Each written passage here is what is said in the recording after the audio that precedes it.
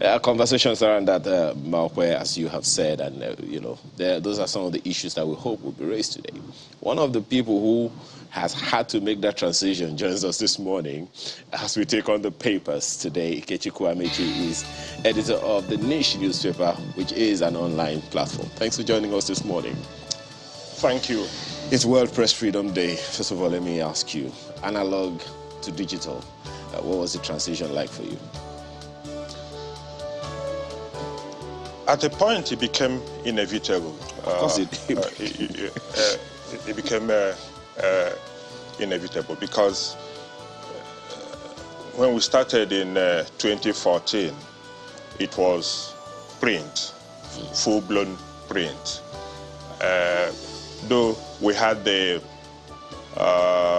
website to complement what we were doing, but every attention was on the print. But at a point, it became very, very difficult commercially to continue with the print. I'm actually talking about the practice, you know.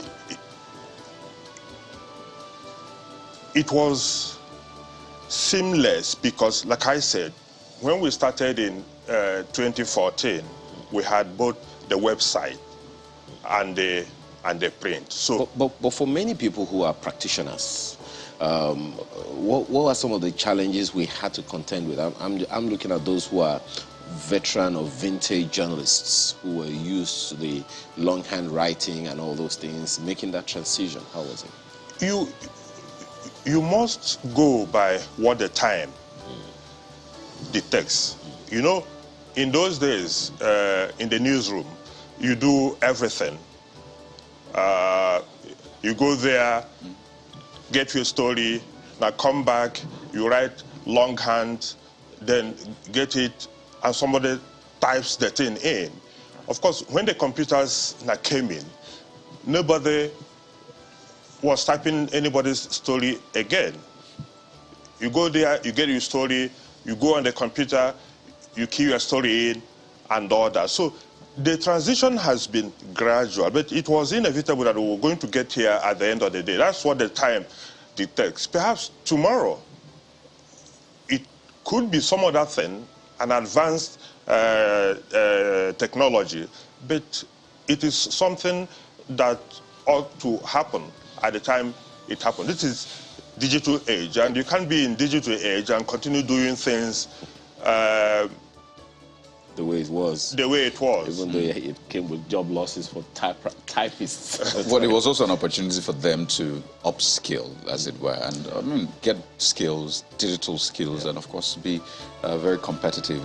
But what we are doing this morning, we're marrying the digital and what would I call it, the analog. But printing is actually a digital process as well. So let's get into the dailies right now, the inside of the dailies this morning. Well, the front page essentially. And we're starting off with, let's see, the Vanguard newspaper. Let's start off with the Vanguard newspaper this morning and show you what's right there on the front page. Well, this is what you see. Muslim clerics can PFN attack APC, PDP on zoning. So, yes, it's World Press Freedom Day, but it's also a season of politics and politicking, right? Well, take a look at the writers, Mr. Michi. Where for Southern presidency, Islamic preachers, no going back on Southern Christian president can. See PFN mobilizing for Christian president, source. Bury zoning, bury Nigeria. SMBLF wants APC, PDP others. Zoning tops agenda as PDP's neck meets on May the 10th. It's a page 5 read. So what do you make of all this conversation? It looks like it's never going away. Zoning, zoning, zoning. Is that what we should be discussing right now? Well, it's not going to go away for the simple reason that if you discard zoning right now, it's like changing the goalposts in the middle of the game, as they say. Look, some idealists could come out to say it's not zoning, it's merit, it's competence, and all that. Agreed. But the flip side of that argument is that there's no part of the country that you won't get the competence, if that is actually what you are looking for. And zoning does not necessarily trump the competence. Both can go together.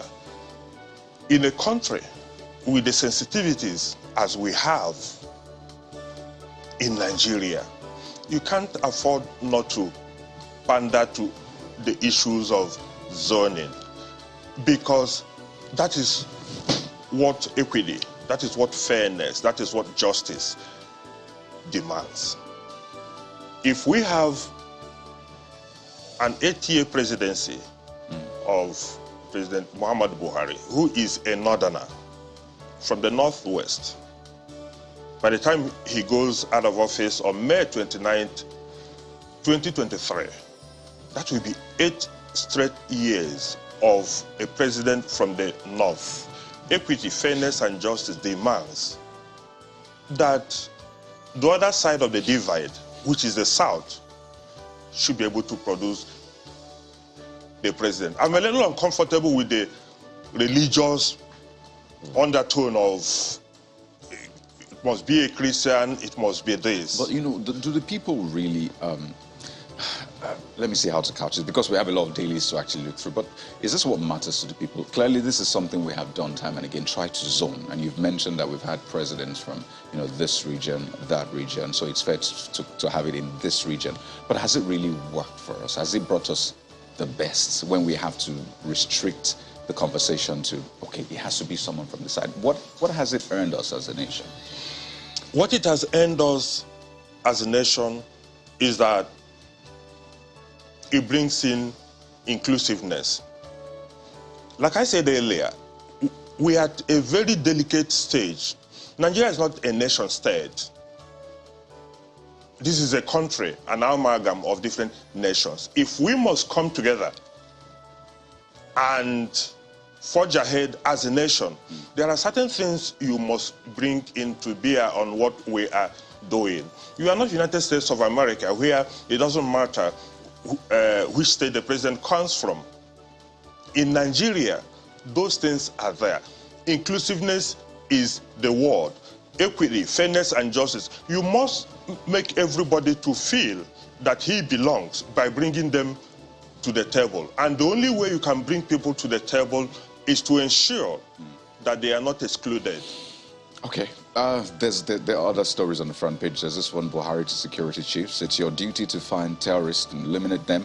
By the way, World Press Freedom makes its way to the front page, as you would expect. It's just right at the top corner.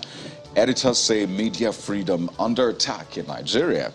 As, in fact, this is right. Be mindful of sponsored political news, Buhari tells media. The president released a statement yesterday where he also asked those in charge of information in government to release it. I think that, I'm trying to paraphrase it. Don't make them cry. That's how I interpreted it. Don't make them cry just to get access to the right information. So it's also important to take that on board. Mr. and Mrs. This morning, you see Mrs. telling Mr.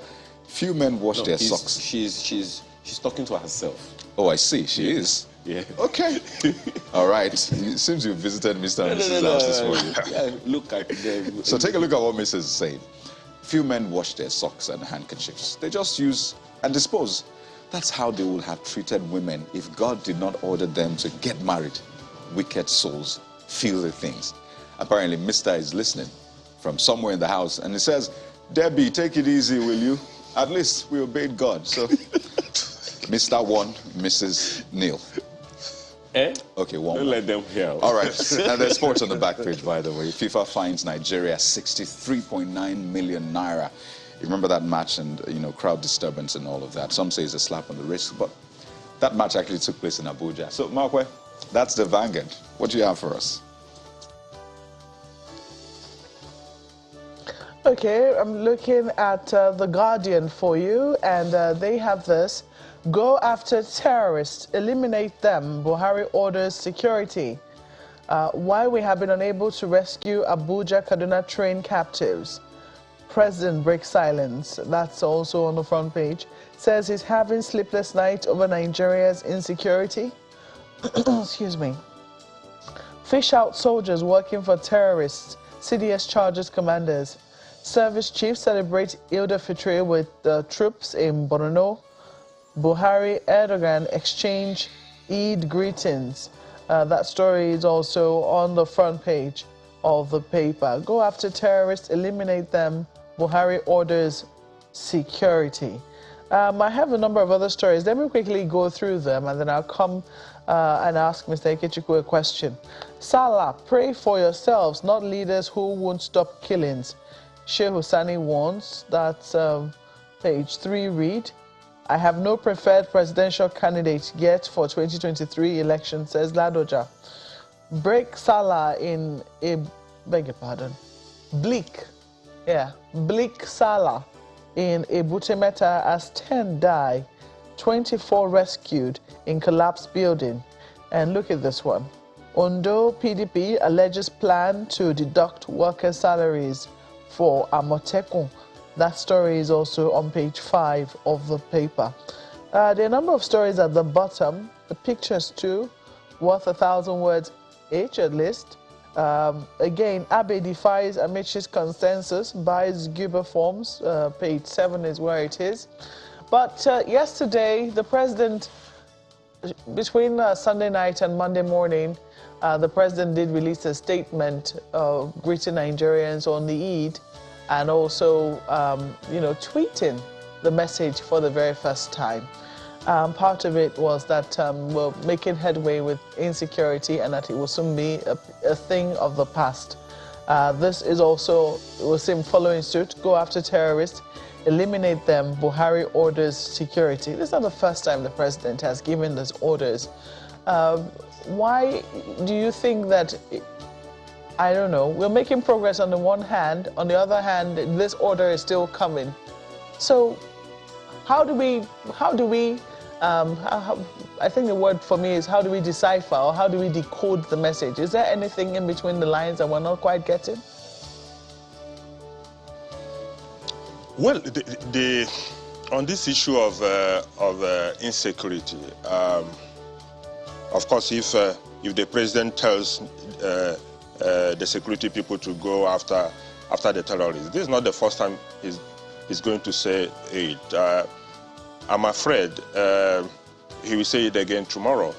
But that does not bring any comfort to anybody. The people who were adopted after the train attack are still there in the forest or wherever. Those that have been released so far, we were told that they paid ransom not to be rescued. So at the end of the day, you are left on your own. Don't forget, we are talking about the train attack. There are people that have been in the forest for more than 2, 3, 4 months in this country, and nobody is talking about them again. So I'm not too sure whether what the president said yesterday is going to be is going to comfort anybody, because at the end of the day, we are told that the terrorists have been decimated, that they are going after soft targets and all that. But the truth of the fact still remains that Nigeria is still under siege. If we have any fundamental problem in this country today, an existential threat, it is the threat of insecurity. And I'm sure President Muhammadu Buhari has done his best. Is his best good enough? I'm not too sure, but then that's where we are. Okay, I cannot resist this question of politics, and I'd like you to wade in, but just before I ask you any question about politics, I do not know if you'd like to say a word or two on this Blick Salah in Ebutemeta as 10 die, 24 rescued in collapsed building. That story is also on the front page. It is sad that once again we are dealing with the issue of building collapse in Lagos. But again, just like the issue of insecurity, the truth of the matter is that many of the buildings in Lagos, particularly in those parts of Lagos, Ebute Meta and all that, they can't pass integrity tests. And we will continue to have these issues of building and collapse. Even the ones that are being constructed newly, because of people trying to cut corners here and there, using inferior materials or using materials that are not sufficient enough to carry, particularly when you are doing multiple stories. This issue will continue to happen. It behoves the Lagos State government, particularly the Ministry of Environment, or any ministry that is in charge of buildings, to up its game. It is not doing enough. When a building collapses, everybody shouts. 1 week, 2 weeks down the road, we forgot it until another one collapses. So the Lagos State government must, like I said, up its game and ensure that this, because it is one building collapse, not too many, and we can't continue like this. 20 people dead, 10 people dead, 15 people dead. That is not done. Is it the way buildings collapse in other parts of the world, almost on regular basis, every week, every month? Something must be done. A solid question indeed. New Telegraph this morning is looking at the same story as the Guardian newspaper. Why it's difficult to rescue train victims, that's according to the president. Find the story on the inside pages. Has 3 riders on its front page. Says insecurity giving him sleepless nights. Charges security agencies to identify terrorists' hideouts, route them. Discusses bilateral ties with Turkish leader Erdogan. Assures second Niger bridge will be completed by October. That's the lead of the paper. So much has been said about that already. Right above the nameplate, however, is something that I think I'd like you to comment on. IMF, unified exchange rate critical to e-Naira's success. What do you make of that? Are you as confident as IMF? Especially because, I mean, in the light of the fact that so much has been said already about multiple exchange rates.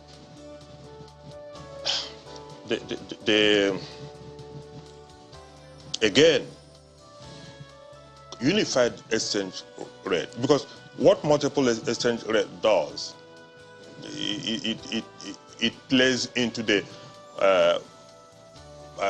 hands of those who are into round tripping, and until we have a unified exchange rate, because you can't go there and you get a dollar at the rate of 400 and something naira to a dollar, for instance, and in the black market it is selling at almost 600 naira. The tendency for people to play a fast one will always be there. I agree with what IMF is saying. If you don't unify it, the prospects of the e-Naira will be doubtful. Okay.